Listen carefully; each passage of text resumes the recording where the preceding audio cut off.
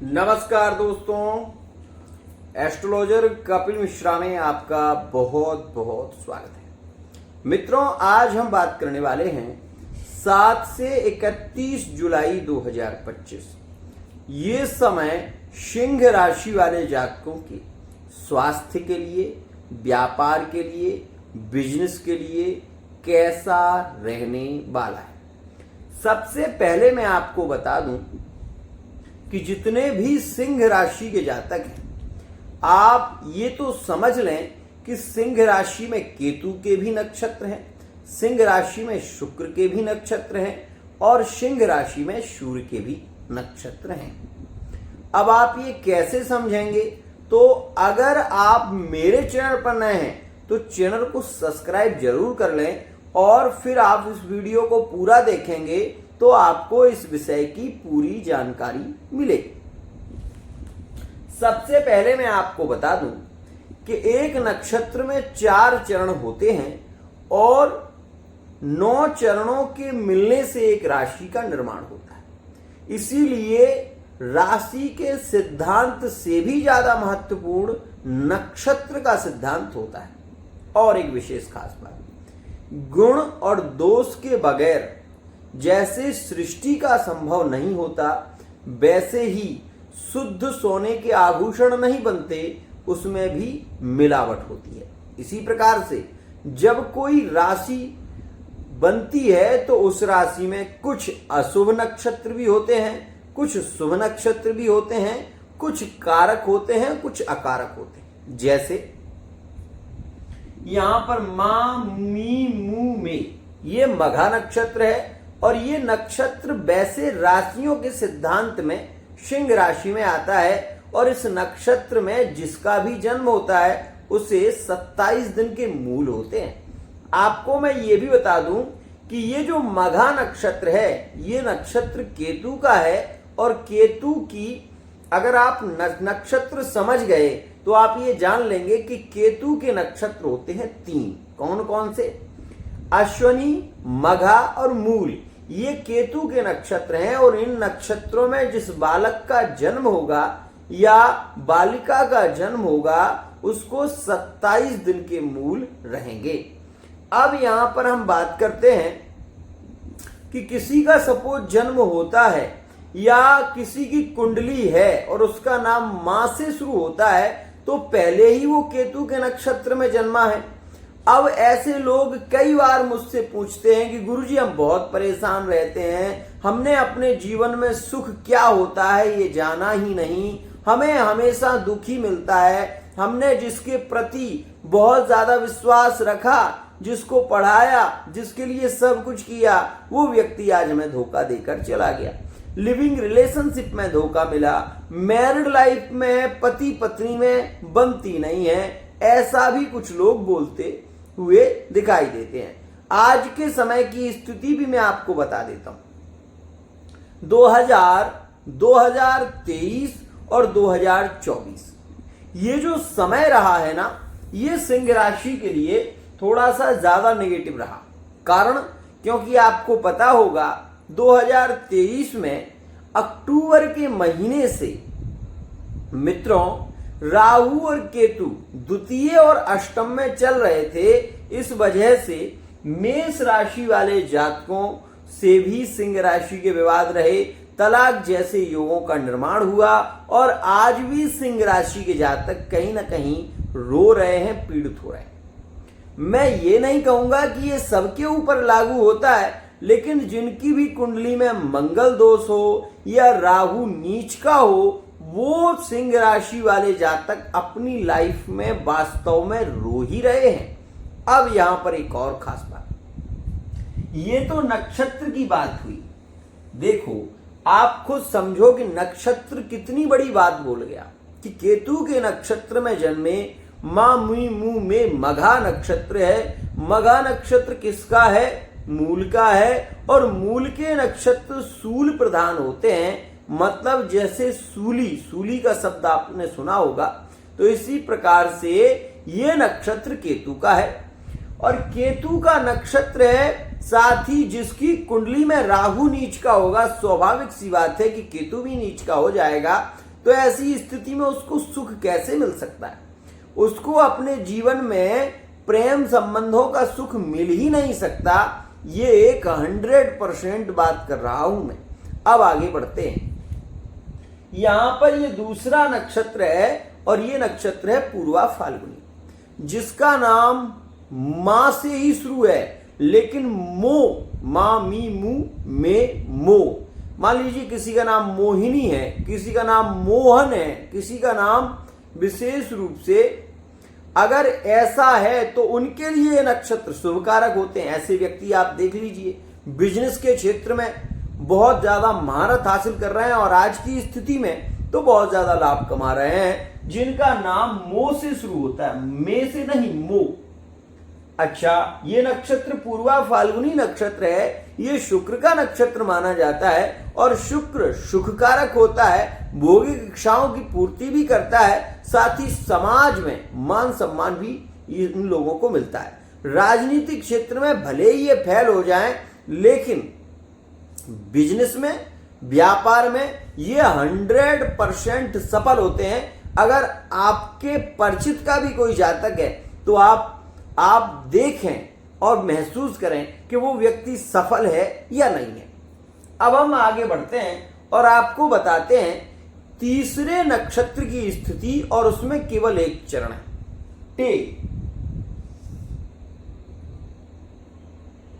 समझो, टे जो नक्षत्र है वो पूर्वा फाल्गुनी नक्षत्र है और ये नक्षत्र सूर्य का माना जाता है। इस नक्षत्र में विशेष रूप से 6 वर्ष की सूर्य की महादशा होती है। अब आप ये जानें कि यहां पर सबसे पहले मैंने आपको बताया केतु के नक्षत्र, जो कि 3 होते हैं, अश्विनी, मघा, मूल। अब इसके बाद जो नक्षत्र आए हैं वो नक्षत्र हैं यहां पर पूर्वा फाल्गुनी, पूर्वा फाल्गुनी मतलब भरणी, कृतिका, भरणी नक्षत्र यहां पर, और पूर्वा फाल्गुनी और उत्तरा फाल्गुनी जो नक्षत्र हैं, इसमें पूर्वा फाल्गुनी और पूर्वा भाद्रपद, ये जो नक्षत्र बनते हैं, पूर्वा फाल्गुनी और पूर्वाषाढ़ा जो नक्षत्र हैं वो शुक्र के नक्षत्र हैं। और ये जो शुक्र के नक्षत्रों में जो भी व्यक्ति जन्मता है उसे 21 वर्ष की शुक्र की महादशा होती है। अब इस सिंह राशि के अनुसार शुक्र का दो जगह स्थान है। कहाँ? एक तो तुला राशि तीसरा भाग, और दूसरा कौन सा भाग होता है? तो दसम भाव। अभी वर्तमान में करंट की स्थिति में कहां पर चल रहे हैं शुक्र? यहां पर दसम भाव। ये समय राजनीतिक क्षेत्र में जो लोग हैं उनके लिए मैं बहुत ज्यादा अच्छा नहीं कहूंगा, लेकिन मैं ये जरूर कहूंगा कि ये समय सुखकारक है। किनके लिए? जिनका नाम विशेष रूप से मो से शुरू होता है उनके लिए अच्छा है। जिनका नाम टा, टी, टू, टे, इन नामों से जिनका नाम का नक्षत्र जुड़ा हुआ है, आप अपनी कुंडली को खोलकर देखें। अगर ऐसा है तो 100% आप सफल होंगे, इसमें कहीं कोई संशय नहीं है। ये महीना आपके लिए लाभकारी। अब इस विषय को समझें, बहुत ही खास जानकारी है, ध्यान से समझना। मित्रों, अभी सिंह राशि में मंगल है और केतु है। मंगल और केतु, इसमें कहा जाता है कि केतु कुलस्य उन्नति, केतु कुल की उन्नति करता है और मंगल भी कुल की उन्नति ही करता है। साथ ही जिस राशि में बैठे हुए हैं वो सिंह राशि है, लेकिन इसमें ये क्रोध को बढ़ाते हैं, आक्रामक भी होते हैं। अगर आपकी कुंडली मंगली है तो ये समय आपके लिए अच्छा नहीं है, ये फिर कह रहा हूं। लेकिन अगर आपकी कुंडली मंगली नहीं है और आप सिंह राशि के हैं तो यही समय आपके लिए लाभकारी है। आप ये देखें कि जो व्यापार कर रहे हैं वर्तमान में, वो वर्तमान का समय जो चल रहा है वो व्ययस का है, खर्चे ज्यादा हो रहे हैं, मुनाफा कम हो रहा है। व्यापार की स्थिति में ये समय जो चल रहा है 22 जून 2025 से, इसमें घाटा हो रहा है ज्यादा, मुनाफा कम हो रहा है, ध्यान से समझना। लेकिन यही समय यात्राओं के लिए सुखद रह रहा है। इसी समय में आपको बहुत ज्यादा भागदौड़ करनी पड़ रही है, और ये भागदौड़ वाला जो समय आपका चल रहा है वो 29 मार्च 2025 से शुरू हो चुका है। अब मेरी बात को बहुत ध्यान से समझना। अभी तो सूर्य यहां पर चल रहे हैं तो आय की तो वृद्धि हो रही है, लेकिन व्यापार के क्षेत्र में ये समय थोड़ा नेगेटिव भी है। आपको मैं ये भी कहना चाहूंगा कि जब सूर्य द्वादश में जाएंगे तो मान सम्मान की हानि हो जाती है ऐसी स्थिति में, तो बहुत ध्यान देना। अब यहां पर आप इस विषय को समझें कि राहु सप्तम में, सप्तम भाव पत्नी का भी होता है, सप्तम भाव व्यापार का भी होता है, सप्तम भाव बिजनेस का होता है। तो यहां पर राहु है तो लाभकारी, लेकिन व्यापार के लिए, लेकिन बिजनेस के लिए, लेकिन जल्दबाजी में काम करोगे तो दोनों में धोखा खा जाओगे। मैरिड लाइफ में यहां पर जिनके भी केस चल रहे हैं, जिनके कोर्ट कचहरी में केस चल रहे हैं, उनके लिए भी ये जुलाई का महीना लकी है। जुलाई के महीने में आप ये देखेंगे कि पहले की अपेक्षा जुलाई के महीने में आपको ये महसूस होगा कि हाँ, अब केस फाइनल होने की स्थिति में आ चुका है। आपको एक और बात कहना चाहूंगा, शुक्र दसम भाव में है, दसम भाव में शुक्र यहां पर स्वराशि के हैं और यहां पर काल पुरुष की कुंडली में मकर राशि आती है। शनि की दृष्टि भी है तो ये नीच भंग राजयोग भी बनता है। अगर आप सिंह राशि के हैं और अगर आपकी भूमि लाभ के योग चल रहे हैं तो अष्टम का शनि गुप्त धन की प्राप्ति करा देता है। मतलब ये गोचर में योग चल रहा है, आपकी कुंडली में भी अगर ऐसा योग है और आपके घर में या आपके भूमि स्थान में पितरों का या पूर्वजों का धन है तो वो आपको मिल सकता है। बहुत समय से कोई पैसा आपका अटका हुआ था, कोई नहीं दे रहा था, इस समय में मांगने की कोशिश करें, मिल जाएगा। एक और खास बात, ये समय अष्टम में जो शनि है ये यात्राओं वाले हैं। ये शनि आपको स्वदेश से विदेश की ओर जोड़ सकते हैं, लेकिन बशर्ते आपकी कुंडली में शनि शुभ होना चाहिए। आपकी कुंडली में दशा किस ग्रह की चल रही है, पहले इस विषय को निश्चित करें। अगर दशा आपकी कुंडली में मान लीजिए बुध की चल रही है तो ये समय आपके लिए बहुत ज्यादा हानिकारक होगा। और यदि आपकी कुंडली में शनि की दशा चल रही है तो ये मारक भाव का शनि हो जाता है। दशा शनि की चल रही है, स्वदेश से विदेश की ओर जोड़ेगा, लाभ बहुत देगा, प्रेम में केवल कमी देगा। आपके प्रेम संबंधों में सबसे ज्यादा हानि शनि देगा, लेकिन बाकी चीजों में लाभ देगा, ध्यान रखना। ऐसी स्थिति में होता क्या है कि सिंह राशि वाला जातक जिसकी कुंडली में शनि की दशा चल रही हो या राहु की दशा चल रही हो, ऐसा व्यक्ति थर्ड पार्टी रिलेशन में जुड़ जाता है और फिर उसी रिलेशन के कारण उसे पीड़ा भी बहुत होती है, जो कि आज वर्तमान के समय में देखने को मिल भी रही है। लेकिन एक बहुत खास बात बताना चाहूंगा, संतान के योग 16 जुलाई के बाद से जो योग बनेंगे वो संतान के लिए एक तरीके से योग बनने वाला है, लेकिन ये योग सबसे अच्छा रहेगा 26 जुलाई से। एक और खास बात, जब यही शुक्र आपके आय भाव में आएगा तो आप बहुत धन कमाएंगे। अगर आप इंजीनियरिंग लाइन में हैं, डॉक्टरी लाइन में हैं, विशेष रूप से आपका कोई ऐसा कार्य है जो सोशल मीडिया से जुड़ा हुआ है, आने वाला शुक्र आपकी इच्छाओं को पूरा करेगा। एक और खास बात, सिंह राशि के अगर आप हैं, लिविंग रिलेशनशिप में रहते हैं, तो विवाह की चर्चा अभी हरगिज मत करना, क्योंकि 26 जुलाई के बाद आपके रिलेशन में विवाह के योग अपने आप केंद्रित होने लगेंगे और पार्टनर अपने आप आपसे बोलना चाहेगा। यह भी एक अच्छी स्थिति है।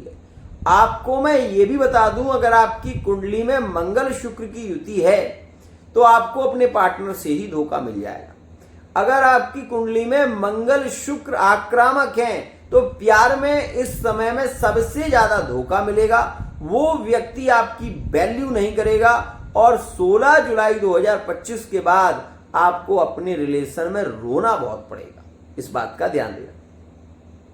अब कुछ जातकों के ये भी सवाल हैं कि मेरा तो ब्रेकअप काफी समय से चल रहा है, क्या उसमें मिलन के योग बन सकते हैं? तो मैं आपको ये भी बता दूं कि आने वाले समय में 16 जुलाई के बाद एक्स्ट्रा अफेयर के जो संबंध हैं उसमें केंद्रित योग बनेंगे और वो एक अच्छा समय होगा जिसमें कांटेक्ट के योग बन पाए। लेकिन क्रोध पर नियंत्रण रखना, जल्दबाजी में कोई निर्णय नहीं लेना, इस बात का विशेष ध्यान देना। संतान के स्वास्थ्य को लेकर इस समय में चिंताएं बढ़ सकती हैं, पहली स्थिति। दूसरी, ये स्थिति आपको पीड़ित करेगी 26 जुलाई तक। माता पिता के स्वास्थ्य को लेकर भी परेशानियां रह सकती हैं। राहु आपको ज्वाइंट पेन से संबंधित शिकायत दे सकता है या नसों से संबंधित ब्लॉकेज की समस्या भी आपको परेशान कर सकती है। तो इस विषय का बहुत ही ज्यादा ध्यान देना। आपको मैं केवल इतना कहना चाहता हूं कि आप सिंह राशि के, सिंह राशि वो राशि है जो सूर्य की राशि है। ऐसा व्यक्ति जो सिंह राशि का है उसे आदित्य हृदय स्तोत्र का पाठ सुनना चाहिए, करना नहीं, सुनना चाहिए YouTube के माध्यम से। दूसरा, सिंह राशि वाले जातक को सूर्य अर्घ जरूर देना चाहिए। सूर्य अर्घ नियमित रूप से देने से मान सम्मान की प्राप्ति होती है, अपनी संतान से सुख मिलता है और परिवार में सभी लोग आपसे स्नेह प्रेम रखते हैं। तो इस विषय का बहुत ज्यादा ध्यान रखें। अगर आपके रिश्ते बहुत ज्यादा बिगड़ रहे हैं और आप सिंह राशि के हैं तो मैं आपसे ये कहूंगा कि रविवार के दिन मीठा पान और उसमें थोड़ा सा केसर ले लें। वो पान आप महादेव जी को विशेष रूप से, अगर सोमवार को नहीं, रविवार के दिन आप लगाएं। आप रविवार के दिन महादेव जी को मीठा पान, उसमें आपको केसर जरूर रखना है, वो पान आप लगाना शुरू कर दें। रविवार के रविवार करना, ऐसे 7 रविवार करना। अगर आपका रिश्ता बहुत ज्यादा बिगड़ गया है उसमें सुगंधित इत्र जरूर लगाना। पान के साथ में सुगंधित इत्र लेकर आना, महादेव जी को पहले सुगंधित इत्र, उसके बाद मीठा पान अर्पित करना। रिश्तों में प्रेम पुनः बढ़ने लगेगा और आप ये भी देखेंगे कि आपके संबंधों में सामंजस्य बढ़ेगा। विद्यार्थियों के लिए ये योग अच्छा भी है और बुरा भी है। अब एक सवाल और 2 उत्तर, कैसा? सुनो, ये राशि धनु है। धनु राशि काफी समय से पीड़ित देखी जा रही है। धनु राशि पर दृष्टि अभी सूर्य की और गुरु की है। ये समय नेगेटिव चल रहा है, लेकिन आने वाले समय मतलब 26 जुलाई 2025 के बाद का समय, इसमें पूरी दृष्टि शुक्र की धनु पर होगी और पूरी दृष्टि गुरु की होगी। ये योग गजकेसरी योग का निर्माण करेगा। इस समय में सबसे ज्यादा एंजॉय कारक समय रहेगा। मित्रों, ये तो दूसरा वीडियो है, लेकिन बहुत ही खास बात बोल रहा हूं। अगर आपकी कुंडली में शनि अशुभ कारक चल रहे हैं तो एक्सीडेंटों से आप बच रहे। आप ये माने, रिश्ते आपके इतने बिगड़ चुके हैं कि सामने वाला व्यक्ति आपको देखना पसंद नहीं कर रहा। लिविंग रिलेशनशिप में भी ब्रेकअप चलते हुए रिश्ते चलेंगे। दूसरी बात, थर्ड पार्टी रिलेशन में स्थितियां बिगड़ी हैं, ये भी देखने को मिल रहा है। मैं आपको ये जरूर बता देता हूं इस वीडियो के माध्यम से कि इस समय में अगर आप अपने रिश्तों को सुधारना चाहते हैं तो उपाय करें। सिंह राशि के लिए सबसे अच्छा समय होगा मिथुन राशि में। इस समय में मिथुन और सिंह के संबंध जुड़ेंगे, सिंह और धनु के संबंध यहां पर जुड़ने वाले हैं। और आपको बता दूं 28 जुलाई के बाद सिंह और मेष राशि में भी रिश्ते काफी पॉजिटिव होते हुए नजर आएंगे, जो कि बहुत ही अच्छा समय आपके रिलेशन के लिए रहेगा, संबंधों के लिए रहेगा। और यहां पर इस बात का भी ध्यान दें, कुछ लोग कहते हैं हम सिंह राशि के, हम क्या दान करें? मैं आपसे कहूंगा गेहूं का दान करें। अगर आप सिंह राशि के हैं और आपको ऐसा लग रहा है कि आपके मान सम्मान की हानि हो रही है, आपके रिश्ते ज्यादा बिगड़ रहे हैं, तो सबसे पहले अपनी कुंडली को खोलें और कुंडली में ये देखें कि सिंह राशि जहां पर 5 अंक लिखा हुआ है वहां पर 1 अंक से आप गिने, 1 2 3 4 5। मान लीजिए यहां बैठे हुए सूर्य, तो यहां पर जब सूर्य बैठता है तो ये संतान की हानि कर देता है, ध्यान रखिएगा। और यहां पर सूर्य संतान की हानि भी करता है, लेकिन यहीं का सूर्य प्रतिष्ठा भी दिलाता है, पद भी दिलाता है, साथ ही साथ सरकारी जॉब के योग भी बनाता है। यहां से आपको बता दूं, जब सूर्य यहां से छठे में या 8वें भाव में बैठता है तो ऐसा व्यक्ति बहुत ज्यादा मानसिक तनाव से जूझता है। और इस बात का हमेशा ध्यान रखना, पहले आप ये देखें कि आपकी कुंडली में सूर्य किस भाव का है। आज के लिए इतना ही। आशा करता हूं ये वीडियो आपको पसंद आई होगी। वीडियो यदि पसंद आई है, चैनल को सब्सक्राइब करना ना भूलिए।